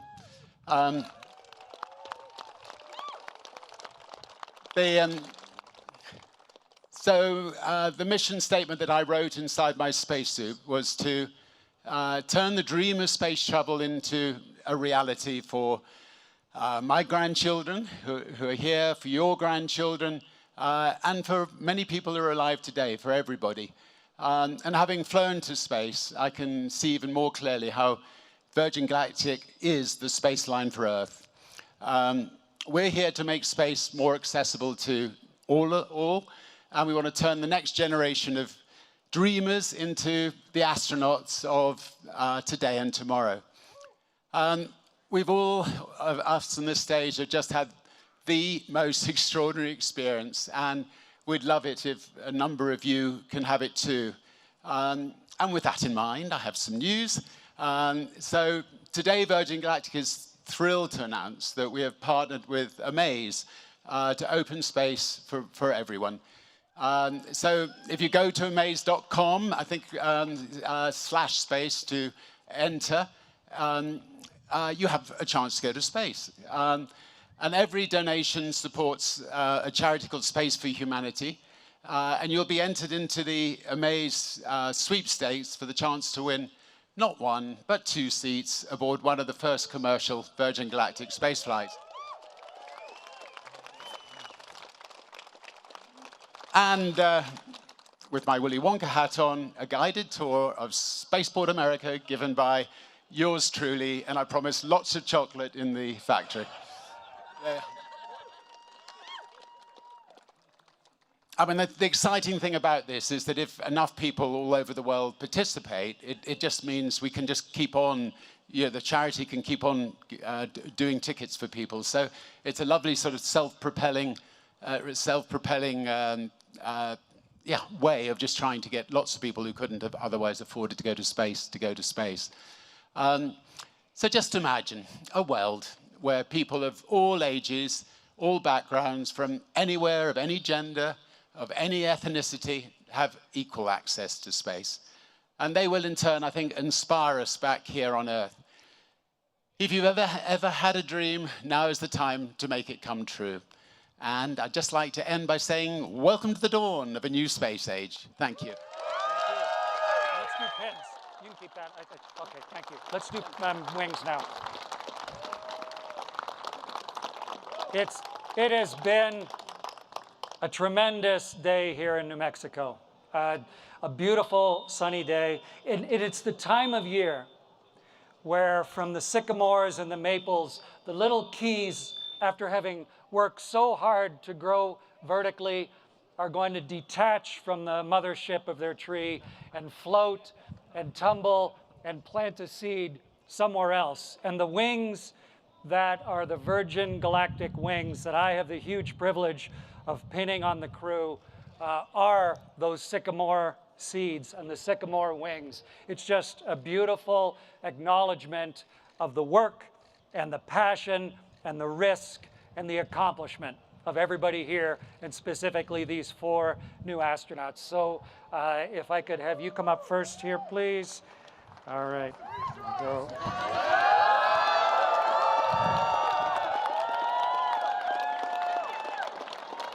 Everybody, Sharisa Bandla, astronaut!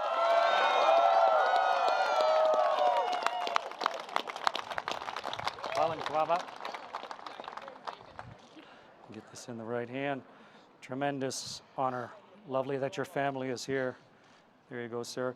Ladies and gentlemen, Colin Bennett, astronaut!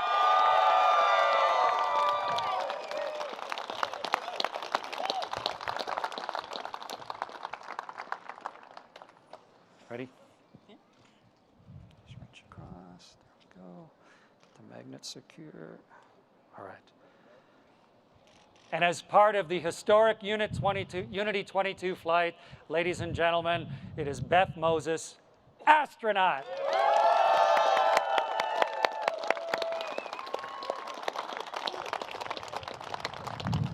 And I don't know of anyone on Earth with the wild vision, the confidence where so many people don't have it, the willingness to take chances, the tenacity to follow it through, and the chance then to celebrate with everyone than this man sitting next to me. And so it's a ridiculous honor for me, sir, to be able to give you something that you have earned so handily. Thank you. Thank you. Nice chest, Richard. That's good.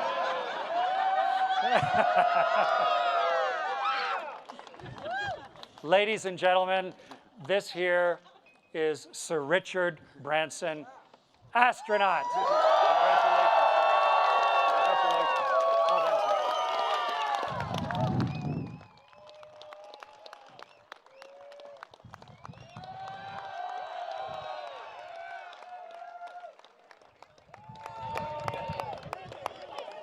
Congratulations, guys. No, thanks. Chris. Well done. Thanks for coming out. That was Well done. wonderful. The ship okay? Oh, yeah. It was an interesting turn. Really? Oh, yeah, she's ready to go again. There you go, guys. Oh, gosh. I'll get out of the way.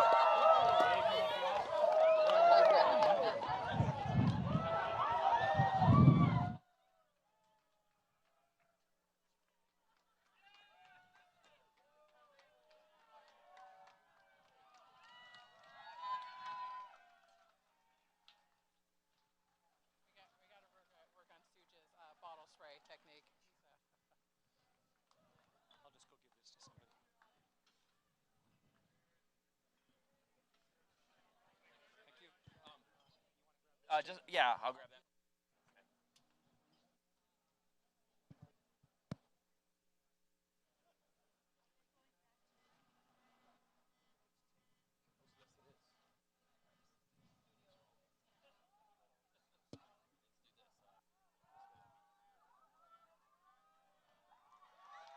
Thank you so much.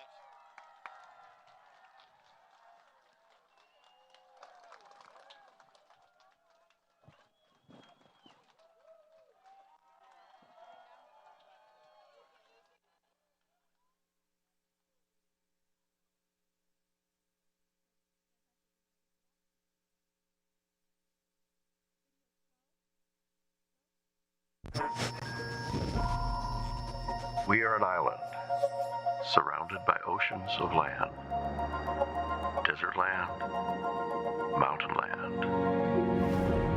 Each time I fly home, I contemplate the endless space. Here, you sense the hand of time, the relentless creativity of nature, and of man. New Mexico, true. Well, folks, that does it. Richard Branson has left the planet and experienced space travel thanks to the magic of science. I know it's an experience that he hopes and expects many others, especially the next generation, will enjoy during his lifetime through the Virgin Galactic experience. To quote Neil Armstrong, wow. You got to imagine Neil said that at some point. For lifelong space fans like me, today was truly special. It was a dream come true because, like Richard, when I was a young child, I'd stare up at the stars and wonder if advancements in space travel would someday reach the point where a private citizen could launch themselves to the stars while I hosted a live stream of it. It's truly been an inspiring day. Humanity witnessed Richard Branson journey to space and, for one brief shining moment, experienced what the planet would be like without him on it. I, for one, am going to treasure that feeling. So thank you for watching, and congratulations again to Virgin Galactic and Richard Branson and the rest of this courageous crew. Richard, I can't wait to have you on my show so we can talk about this and, I don't know, maybe arm wrestle or something. Those few minutes in space have surely reduced your bone density. So long, everybody. See you in the stars.